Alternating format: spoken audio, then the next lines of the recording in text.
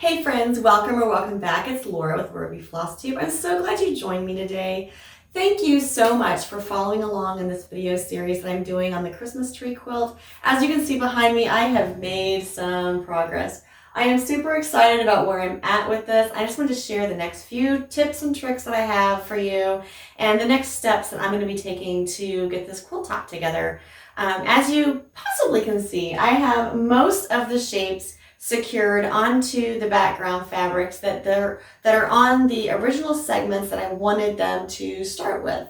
So my next step that I'm going to be doing today to show you is assembling the rows. So as we go along with the rows, you're going to see how I pin the shapes back, make sure nothing gets in a seam where it shouldn't, and also securing those seams, getting them to line up, all that good stuff. So this video, I'm going to focus on getting those rows together and possibly the rows to the next row. And in the next video, I will show you how to get those applique shapes all the way secured down, get everything lined up, and get ready for our borders.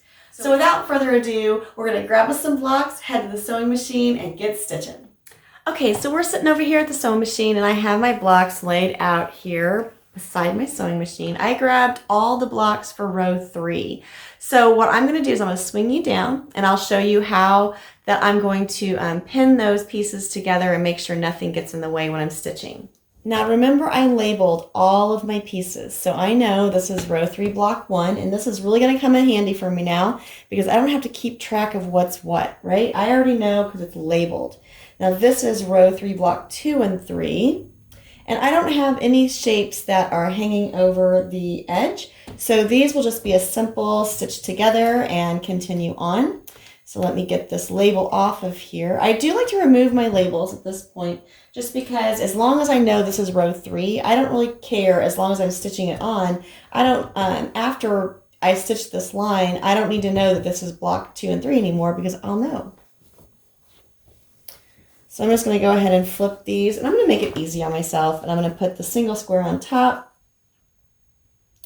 Now, I will tell you that most of the time I do not pin, but when it comes to quilts that have blocks like this and applique shapes that are close to the edge, I do like to put in a few pins along the way just to make sure that the edges are held together and that shape doesn't mess up my presser foot and cause my 1/4-inch foot or my 1/4-inch seam to get off.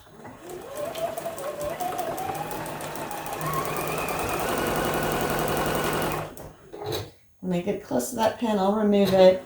And you know, if you have shapes that are within 1/2 inch of the edge of your fabric, just make sure you go slow in those areas because you don't want that shape to give you a little wiggle in your seam, because then you're going to have a little wiggle in your blocks.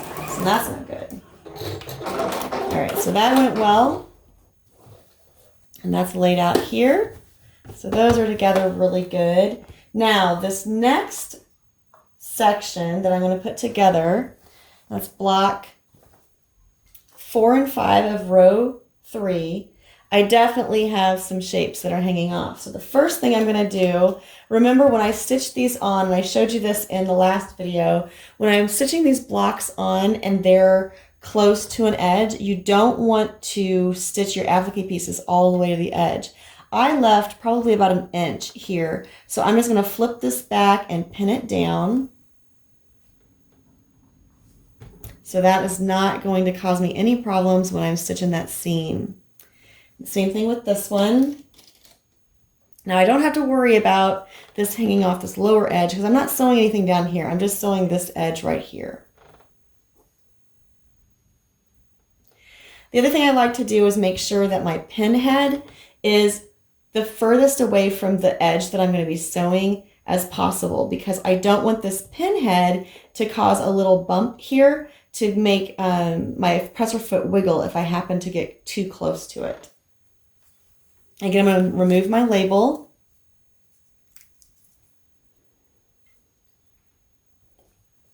And now this one, I also have this one shape here that was really close to the edge. So I'm just going to bend it back and pin it back upon itself too.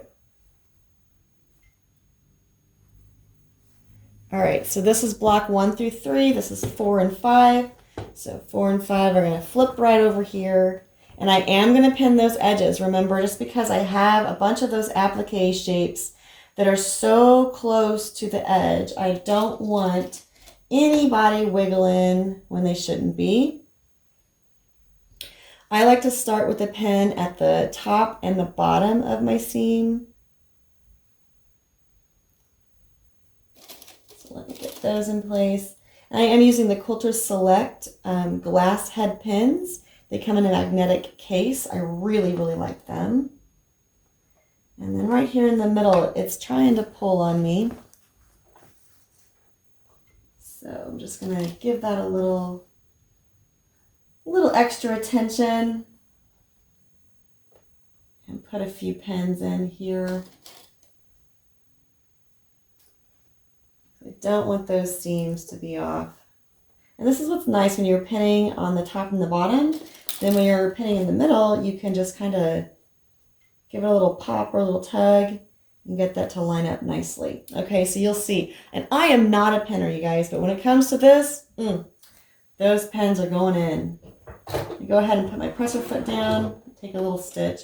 Now, the other thing I do like to do with these is I do like to do a little back stitch. Typically in quilting, you don't back stitch on your seams because they're all going to interlock. And they will on these too, but when I'm doing these sections together, I like to give that a little back stitch just to make sure that that seam is really good and secure. Then I don't have any problems later.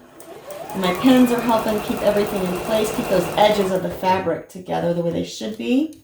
And remember, I have some applique shapes in here, so kind of go a little slower against those, especially this last one, because I actually got a little closer than I should have.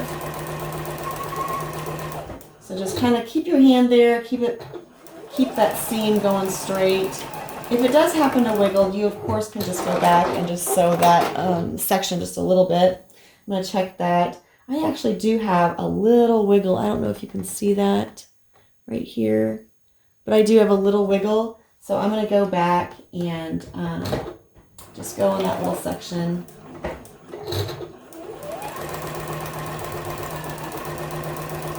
Just correct that a little bit. Ooh, I timed that just right too. My bobbin just ran out of thread. So I have to get me a new bobbin, and then we'll grab row 4 and put it together. Okay, so here's our row 3. I am going to go ahead and take the pins out of the 2 sections that I put in there earlier. Give me a second. All right, so now this is going up on the design wall. And, you know, it should match up pretty good to the row right above it. Obviously, I have a few little adjustments that will have to be made. Grab some pins here.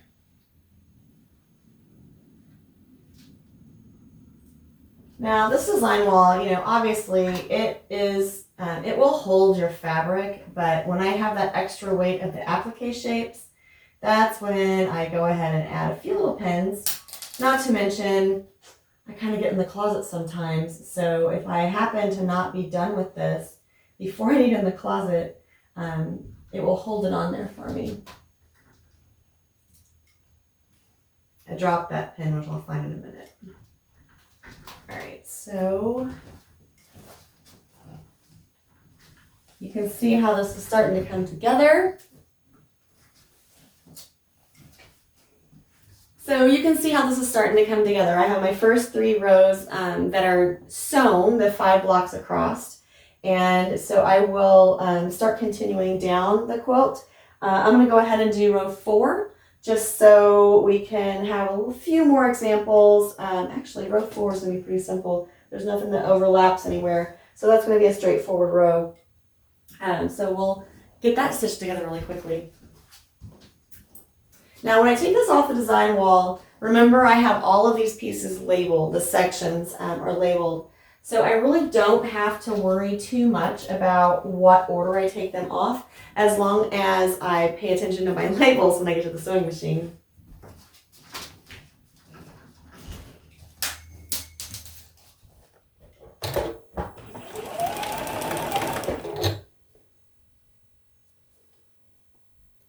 Now since this section doesn't have any pieces that are too close, nothing's hanging off the edge, I'm just going to do my 1/4 inch seam. I'm not going to worry about pinning this one just because I know I can keep those two squares together.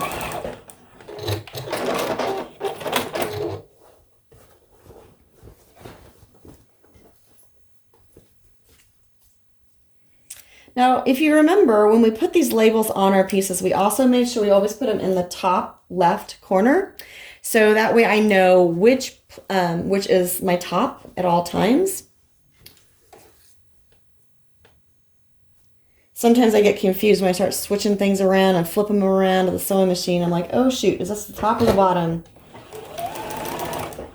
And for this one, it kind of matters. I don't want my tree going upside down when it shouldn't. I definitely don't want some of my pattern fabric going the wrong way. No one wants reindeer standing on their head.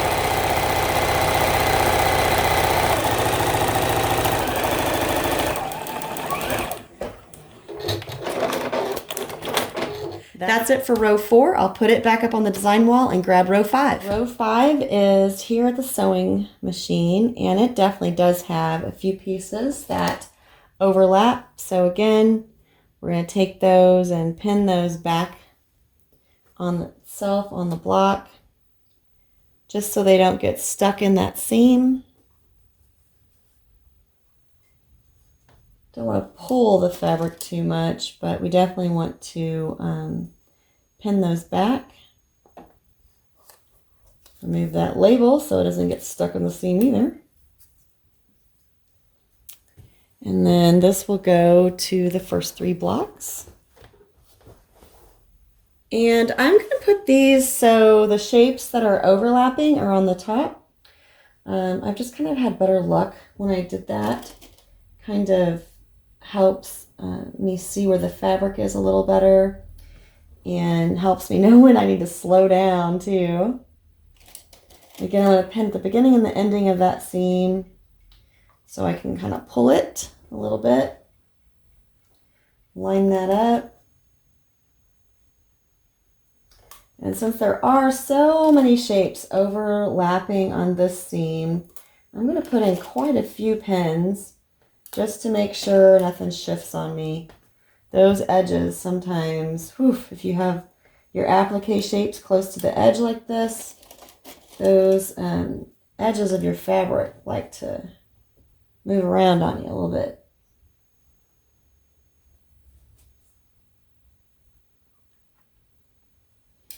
And again, if you watch me sew many things, you know that I don't typically pin. So this will be a special one for you.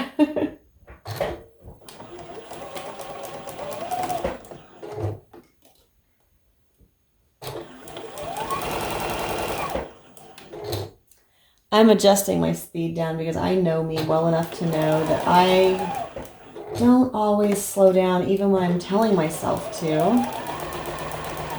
So sometimes I let the sewing machine remind me, don't go so fast.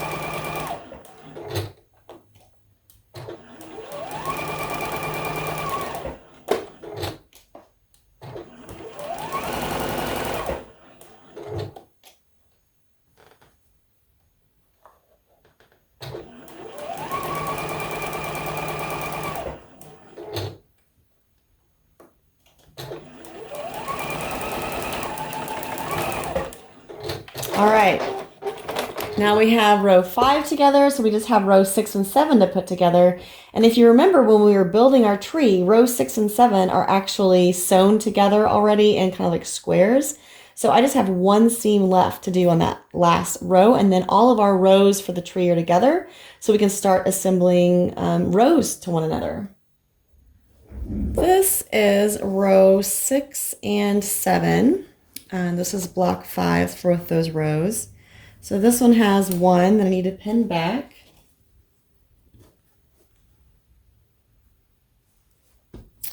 And then this has one I need to pin back. And it's actually quite curly, so I'm going to have to pin it back in a couple places. Otherwise, I'm afraid that little curl's going to come out after me too. So that should be okay. And then this will just go up here. Oops, remove that label.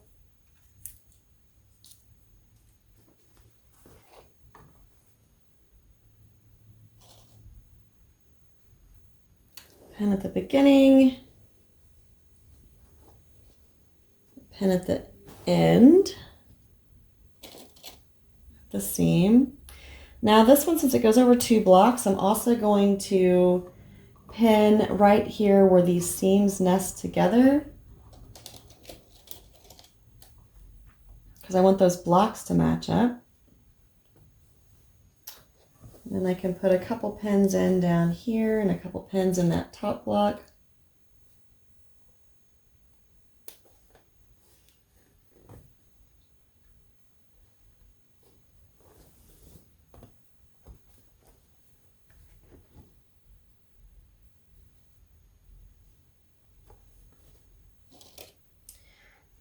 This is why I don't pen very often. I just feel like it takes so much time, but it definitely gives you better results. So even I will admit that sometimes penning is necessary.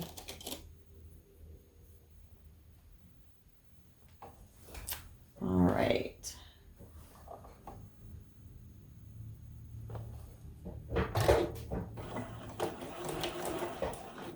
Yes, I am very close to that pen, but I did not sew over it.